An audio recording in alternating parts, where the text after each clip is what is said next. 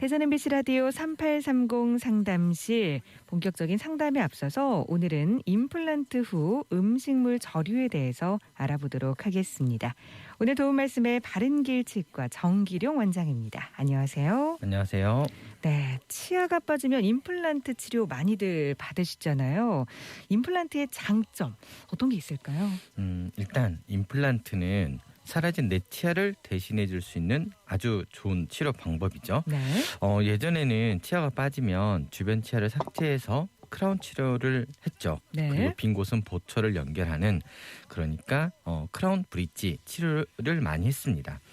지금도 이렇게 브릿지 치료를 하는 경우는 많이 있습니다. 임플란트보다 브릿지 치료가 더 좋은 경우도 있으니까요. 네. 하지만 이제 예전에 비해서 브릿지 치료 비중이 많이 낮아진 건 사실이에요. 여하튼 치아를 상실한 경우에 주변 치아를 건드리지 않고 내 치아를 대신해 줄 수 있는 임플란트는요. 가장 좋은 장점이라고 하면 식사를 제대로 잘 할 수 있도록 도와주는 거겠죠. 네. 그렇군요. 이 빠진 치아를 대신한다는 부분에서 굉장히 좋은 방법이라는 생각이 드는데 임플란트 치료 후에 불편한 점도 있겠죠? 네, 임플란트 치료가 아무리 좋더라도요. 내 치아만큼은 못합니다. 네. 그러다 보니까 임플란트 치료 후에 나타날 수 있는 불편한 점이 몇 가지 있는데요. 이 중에서 가장 흔한 게 음식물이 낀다는 것과 임플란트 보철과 볼 사이에 음식물이 저류된다. 다른 말로 하면 음식물이 고인다라는 불편함이 있습니다. 네, 오늘 주제가 임플란트 후 음식물 저류라고 말씀을 드렸는데 네네. 이건 미처 생각을 못했거든요. 다른 불편한 점도 있을까요? 이것 말고도요. 임플란트 자체가 치아와 뼈와 연결된 방식이 다르기 때문에 네. 여러 불편한 점들은 조금씩은 있지만요. 그래도 이게 임플란트가 내 치아를 대신할 수 있기 때문에 치료 방법으로서는 너무너무 좋죠. 그런데 이제 이게 좀 전에 제가 임플란트 치료 후에 불편함이 있다고 말씀드렸고 그중에 먼저 음식물이 낀다는 거 말씀드렸잖아요. 네. 이제 일단 먼저 음식물이 낀다는 것에 대해서 말씀을 좀 드릴게요. 네네. 이게 임플란트가 뼈와 연결되는 방식이 자연치아와 좀 다르거든요. 네. 이게 자연치아는 뿌리가 뼈와 바로 붙어 있는 게 아니라요. 뿌리와 뼈 사이에 치주인대라는 조직이 있습니다. 네. 그래서 자연치아에 힘이 가해지잖아요. 그러면 그 힘이 바로 뼈에 전달되지 않고요.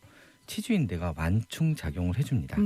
이게 완충작용을 한다는 말은 결국 치아가 약간 움직일 수 있다는 말이 되겠죠. 네. 그런데 임플란트는 이렇게 완충작용을 해주는 치주인대가 없어요. 임플란트 나사가 바로 뼈에 붙어 있거든요. 이제 이런 점 때문에 임플란트 치료를 받은 곳으로 음식물을 씹잖아요. 그러면 임플란트 보철은 움직이지 않습니다. 네. 그대로 있습니다. 그런데 자연치아는 치주인대가 있다고 했잖아요. 네. 자연치아는 살짝 움직이거든요. 그 순간 틈이 생길 수 있는데 당연히 이 틈을 통해서 임플란트 보철과 자연치아 사이에 음식물이 끼어버리는 거예요. 네. 그런데 이제 이렇게 항상 음식물이 끼는 건 아니기 때문에요. 대부분은 통상적으로 임플란트 보철 치료를 하고요. 만약 음식물이 끼잖아요. 그러면 임플란트 보철을 좀 더 크게 만들 수 있고요. 아니면 자연치아의 움직임을 약간 줄이는 방법이 있긴 한데 이제 이런 방식으로 해서 음식물 끼는 걸 해결할 수 있습니다. 네, 임플란트 치료 후에 음식물이 끼는 현상이 나타날 수 있다 설명을 해주셨는데요.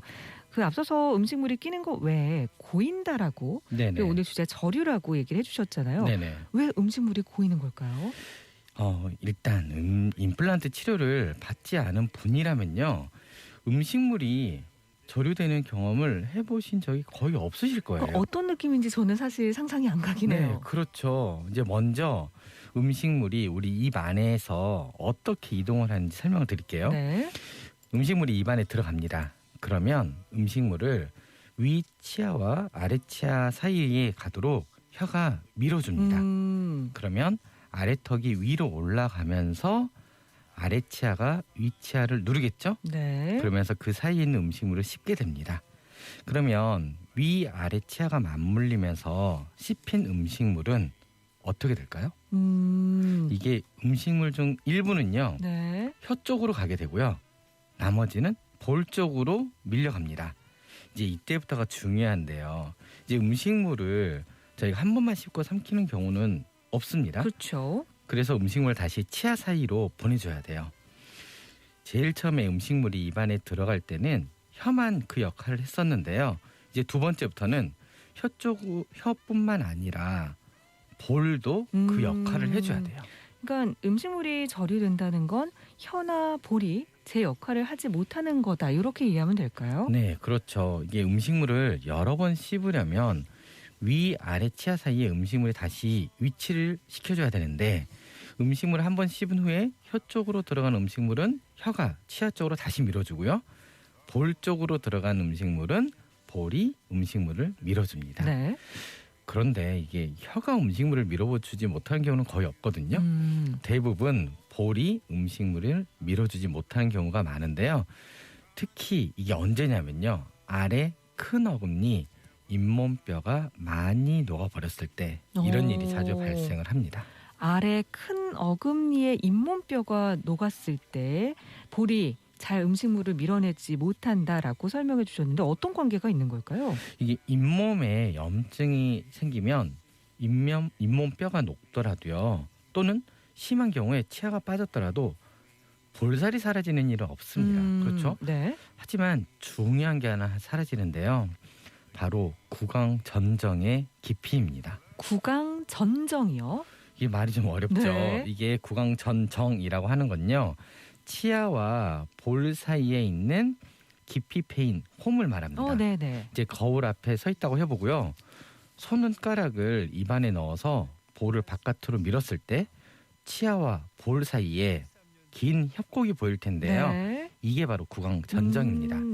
이게 볼 쪽에 있다고 해서 협측 구강 전정이라고도 하는데요. 잇몸뼈가 많이 녹거나 치주 질환 때문에 치아가 빠지면 협측 구강 전정의 깊이가 얕아져 버립니다. 네. 이 얕아져 버린 구강 전정 때문에 볼이 음식물을 치아 사이로 밀어주지 못하게 되는 것입니다. 그렇군요. 자, 이제 잇몸하고 이 볼 그 사이 쪽에 협곡 같은 거를 구강 전정이라고 얘기를 네네. 해주셨는데 그게 얕아지면은 볼이 음식물을 치아로 밀어주지 못하게 된다. 네네. 이렇게 얘기를 해주셨는데 이거 치료가 가능한가요? 네, 치료 방법은요. 구강 전정이 깊다고 했잖아요. 네. 이걸 다시 깊게 만들어주는 것입니다. 이게 잇몸을 절개해서 좀 더 아래쪽으로 위치를 시켜주는 것인데요. 네. 그런데 이게 잇몸뼈가 너무 많이 내려앉은 경우에는요. 이런 시술을 하더라도요. 개선이 잘 안 되는 경우가 있습니다. 이제 그래서 두 번째로 생각해 볼 수 있는 방법은 녹은 잇몸뼈를 다시 높여주는 겁니다. 네. 치조골 이식이죠.